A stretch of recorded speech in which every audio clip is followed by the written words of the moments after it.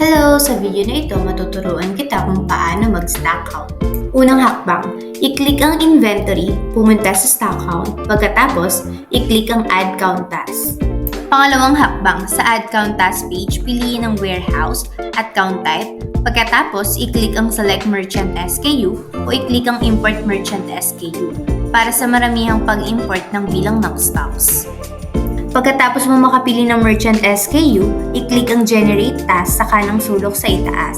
Pagkatapos ma-generate ang count task, maaari mong i-click ang start counting, i-click ang edit upang baguhin ang pagbibilang ng stocks o i-click ang delete para mabura ang pagbibilang ng stocks. Pangatlong hakbang, pagkatapos mo i-click ang start counting sa unang hakbang, ang count task ay lilipat mula to count sa counting status.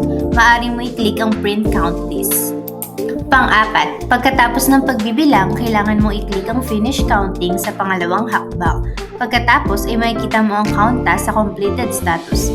Maaari mo i-click ang details button para makita mga detalye ng iyong stocks.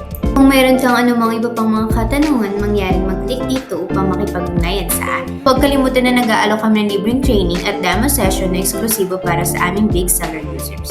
Ilagay ang iyong training request, ibahagi ang iyong impormasyon at ipaalam sa amin kung ano ang gusto mong matutunan. Ang aming customer service ay makikipag-ugnayan sa iyo kaagad. Kung meron kang anumang mga katanungan, ilagay ito sa comment section. Salamat sa panonood! Huwag kalimutan mag-like, subscribe at manatiling nakatutok para sa higit pang mga upgrade at features sa Big Seller. Magkita-kita tayo sa susunod. Paalam!